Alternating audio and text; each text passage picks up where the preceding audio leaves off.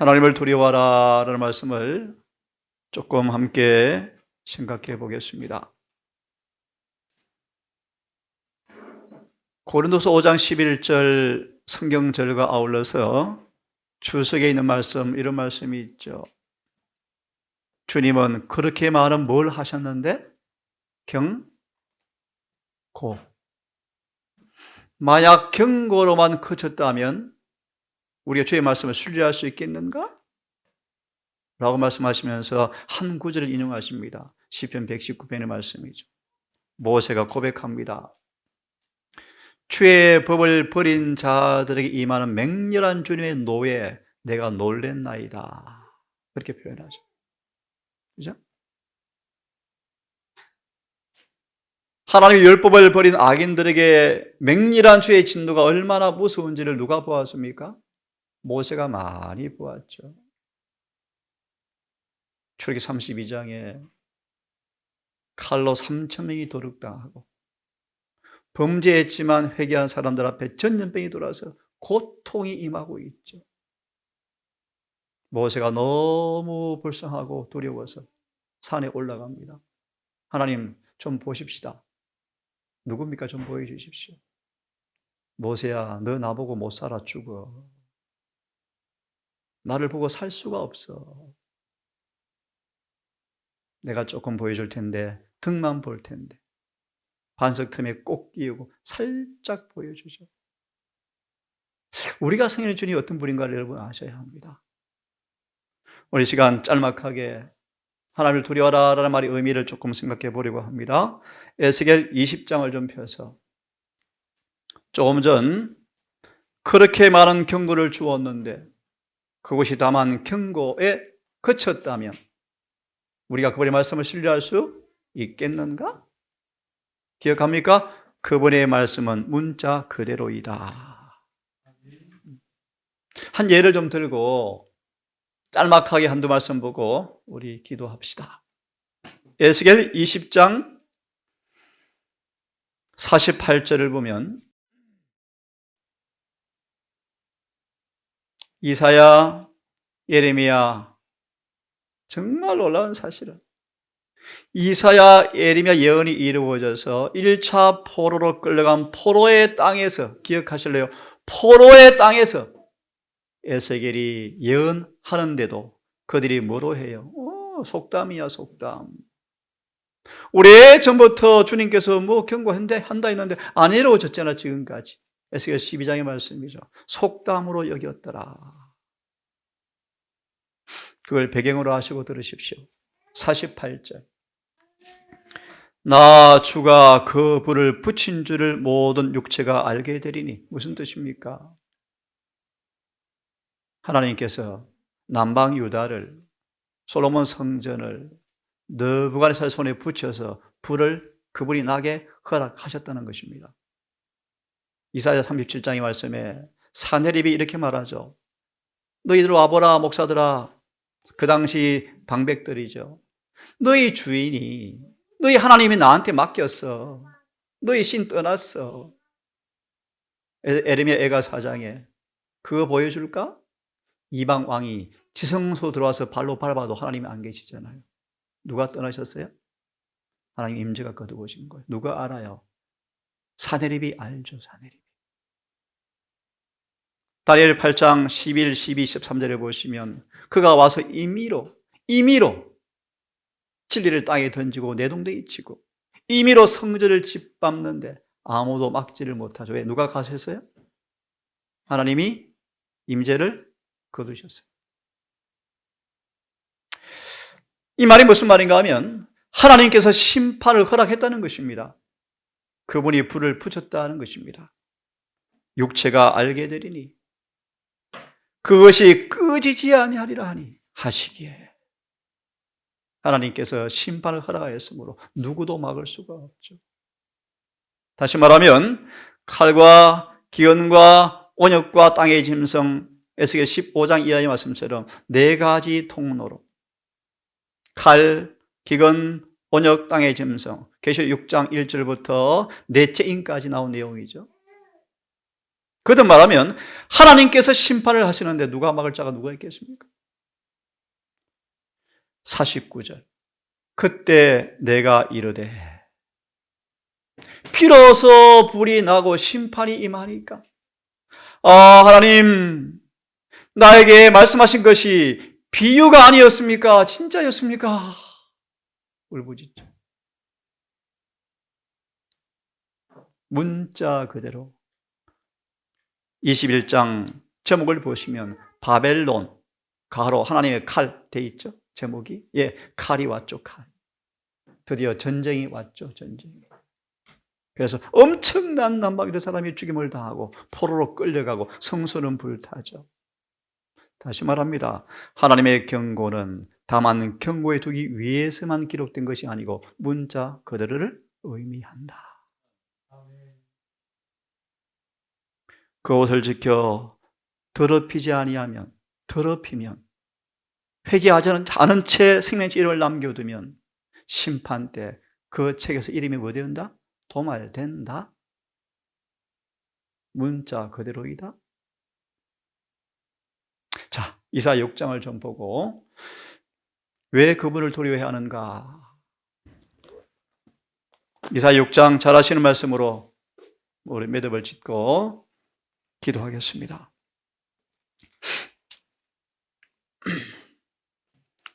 이사야 6장 1절과 7절의 말씀인데 너무너무 잘 아시는 말씀인데요.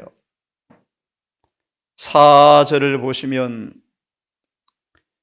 창화하는 소리가, 이 말의 의미는 천사들이 거룩하다 하면 저쪽에서 거룩하다 서로 화답하는 노래입니다. 화답. 거룩하다, 저도 거룩하다, 정말 거룩하다, 막 서로 창화, 서로 대화하는 식으로 노래를 부르는 모습이에요. 창화하는 소리가 성전의 문지방의 터가 요동하더라. 얼마나 우렁찬지. 연기가 충만하더라. 이 말의 의미를 여러분 이해하십니까? 구약의 대속죄일이 되어지면 지성소 앞에 있는 휘장 앞에 있는 향로를 먼저 대속죄일 예식을 드리기 전에 대제사장의 손에 의하여서 향로를 지성소 안으로 가지고 들어갑니다. 원래 향로는 지성소 안에 있는 물건이거든요. 인간이 죄를 지어서 지성소에 단번에 들어갈 수 없게 되어지자 지성소 밖에 휘장 앞에 향로를 둔 것입니다. 그 향로를 대제사장이 들고 지성소로 들어가서 온 지성소를 연기로 가득 채워요. 안 그러면요 죽거든요. 그 지성소의 향로의 연기가 주님의 중보를 상징하는데 그 중보 연기가 지성소 밖에 나오는 빛을 직접 몸에 닿지 않도록 그 연기가 막아주는 역할을 했죠. 그 모습이 연기가 가득 차매 그때 내가 말하되 화로다 나 연망하게 되었도다. 왜 우리가 성경 주님을 두려워해야 하는가? 미리 말합니다. 성소 안을 들여다보면 성소 안에서 행하시는 일들을 진행하는 일들을 우리가 보면 우리는 두려워 떨게 될 것이다. 얼마나 거룩한지 얼마나 순결한지 죄에 대한 그분의 거룩함이 얼마나 거룩한지 이사야처럼 나는 망하게 되었도다. 요한일서 3장 4절의 말씀 여러 번 말씀을 드렸습니다. 공의란 무엇인가? 죄와의 관계에서 그분의 태도가 공의이다. 이 공의 앞에 모세도 두렵다고 고백했다. 바울은 우리가 주의 두려우심을 알므로 고나노니 빨리 회개하라.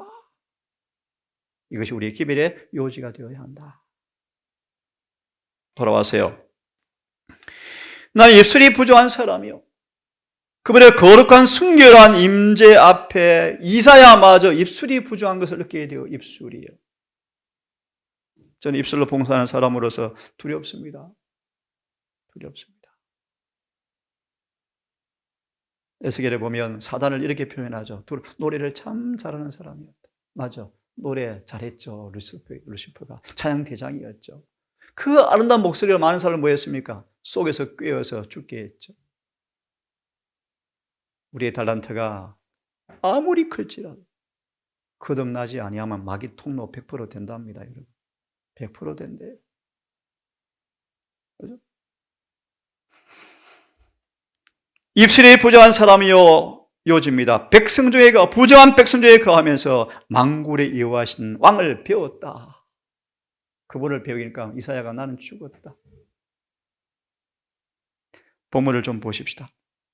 1절 7절에 이사야의 경험은 말세의 교회의 경험을 대표한다는 말씀에 두 번째 문단을 조금 읽으면요, 이사야에게 주어진 이상은 말세에 사는 하나님의 백성들의 상태를 상징하는데, 믿음으로 그들은 지금 하늘 성소에서 진행되고 있는 일을 볼 수 있는 특권을 받았다. 그런 교회가 제7일 안식일 예수 재림 교회밖에 없죠. 맞나요, 여러분? 하늘 지성소에서 벌어지는 일들을 아는 교회예요, 지금 교회가. 맞나요? 예. 지금 지성소에서 어떤 일이 벌어지는지를 우리가 알 때요, 그분을 두려워하셔야 돼요. 두려워하지 말라고요? 두려워하래, 성경은요. 근데 하지 말래요.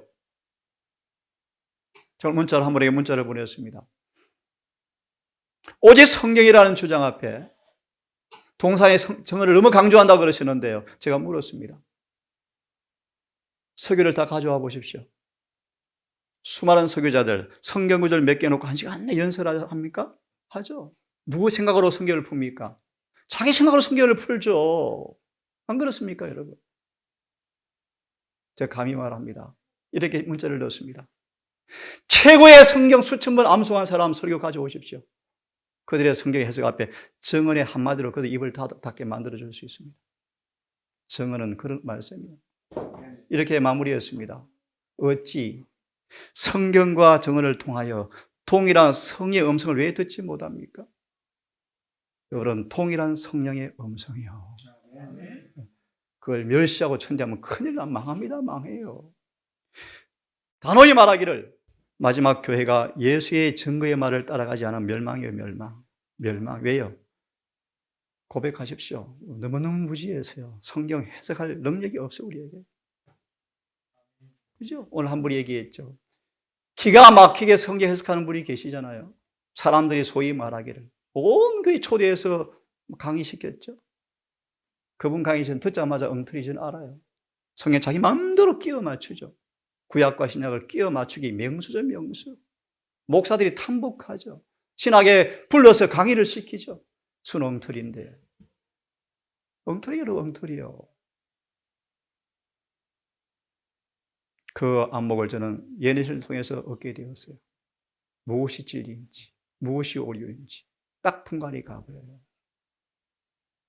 자, 조금 더 읽습니다. 하늘에 있는 성질이 열리니 뭘 봅니까? 믿음으로 지성소를 보고.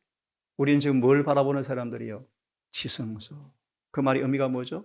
지극히 거룩한 장소. 대제사장일지라도 하나님께서 허락하시는 날, 허락하는 조건 하에서만 들어가야 안 죽습니다. 맞습니까? 부지 중에 들어가면 바로 죽어요. 어디 들어가면? 지성소에. 지금 우리는 지금 어디 들어가야 돼요? 지성소에 들어가요. 지성소에. 그것이 셋째 천사의 기별이에요. 지성소에 들어가서 법궤 앞에 서야 합니다, 여러분. 셋째 천사 기별이 뭐라고요? 심판을 통과할 품성을 준비시키는 기별이에요. 근데 두려워하지 말라고요. 롯을 구원하셨다고요? 롯의 구원은 하늘에 가는 구원이 아니에요, 여러분. 표상이요, 표상. 상징이요. 이스라엘 애굽에서 구원하신 것이 하늘에 가는 구원입니까? 아니에요, 여러분. 표상이요. 노아의 가족 8명이 하늘에 가는 구원받은 게 아니에요, 여러분. 노아 홍수에서 구원받은 것이지 노아 아들들이 타락했어요. 그죠? 하늘에 가는 구원은 에녹이 받았죠. 모세가 부활에 바로 받고 하늘에 갔죠. 사도 바울이 받았죠. 오늘날 침례가 구원입니까? 아닙니다, 여러분. 아닙니다. 거듭나고 성령 안에서 살고 구원의 결론은 구원을 가지고 계신 주님과 하나가 되어야 구원받죠. 그것이 구원이죠. 그래서 가려 뽑은 교회는 말하기를 영생 얻는 유일한 방법은 예수님과 하나가 되는 것이다. 간단하죠. 그것이 구원이죠, 구원. 자, 돌아와서요. 지성소를 보고, 여러분 지성소를 보셔야 돼요. 이것이 현대 진리죠, 현대 진리. 현대 진리는 복음이 현대의 예수님의 위치와 사명에 관계되는 진리를 알려주고 의무를 알려주는 것이 현대의 진리죠. 지금 예수님은 지성소에 계십니다. 현대 진리가 뭔가 지성소로 인도하는 진리가 현대 진리예요. 아셨습니까? 그의 특별히 중요한 기별, 건강계획 기별은요, 지성소로 들어가서 경험을 하도록 잘 도와주는 오른팔이다. 지성소에 행하시는 그분의 사업을 볼 때 그들은 자신들이 입술이 부정한 백성, 입술은 자주 헛된 것을 말하고 그들의 재능은 하나님의 영광을 위하여 구별하지 않았고 그 영광을 위해서 쓰이지 않은 자들임을 인식하게 되어진다. 그래서 하나님은 뭐 하는 것입니까? 두려워하라. 지성소 심판할 시간이 이르렀다. 그런 뜻입니다. 그 다음 말씀 읽고 마무리합니다. 자신들의 연약하고 무가치함과 하나님 영광스러운 인격의 순결함과 아름다움을 대조해 볼 때 이사야 40장의 말씀, 하나님을 바라보라. 그분을 높이 치켜드려야 합니다. 십자가를 통하여, 세천사 기별을 통하여 그분의 품성을 높여야 합니다. 대조해 볼 때 당연히 절망감을 느끼겠지만 이사야처럼 주께서 그들의 마음에 주시기로 계획된 감명을 받아서 영혼을 겸비하면 그들에게는 희망이 있다. 넘어가서 6장 5절 7절 6장 5절 7절 그대가 할 말을 하늘의 빛 가운데서 생각해 보아라. 조사 심판이라는 말의 의미를 마태 12장 34절 36절 뭡니까? 사람이 아무리 무익한 말을 할지라도 그 말이 우리를 말이라 직고하리라, 직면하리라, 그런 뜻인데요, 이 구절의 마지막 문단만 읽고 기도하고 끝내겠습니다. 거칠고 불친절한 말, 하나님의 사업과 그분의 사자들에 대하여 비난과 비판의 말은 쭉 말씀하시면서 하나님의 품새의 고귀함을 식별하게 될 때 그들의 성질과 그들의 정신을 하나님의 섬기는 일에다 뒤섞으려 하지 않을 것이다. 무슨 뜻인지 아셨겠죠? 예를 들면서요, 설교하면서 건방지고 전도하면서 우쭐대고 헌금하면서 자만하고, 예를 들어서요, 하나님의 사업에 뭘 섞는 것입니까? 죄를 섞는 거예요.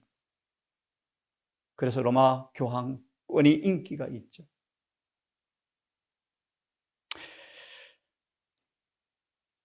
우리가 믿음의 눈으로 성소 안을 들여다보고 그곳에서 이루어지고 있는 일의 거룩함과 중요성을 실제로 느낀다면 우리들은 모든 이기적인 성질을 싫어할 것이다.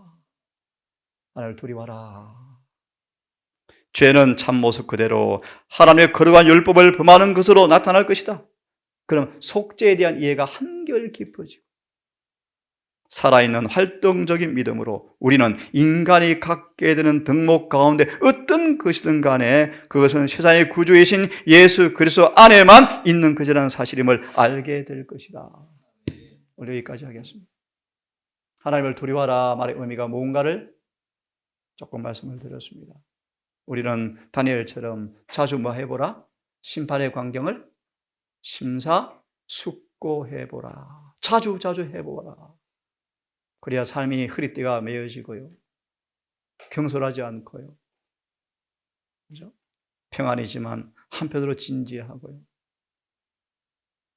한 주도 믿음으로 지성소를 바라보시면서 우리 영혼 성소 안으로 그 기별이 들어와서 새롭게 하시는 그때가 올 때 우리 모두 그 유쾌한 날에 모두가 서게 되기를 바라면서 말씀을 줄이겠습니다. 아버지, 성경 대부분은 문자 그대로 이해할 수밖에 없는 단순한 언어로 기록되었다고 말씀하십니다.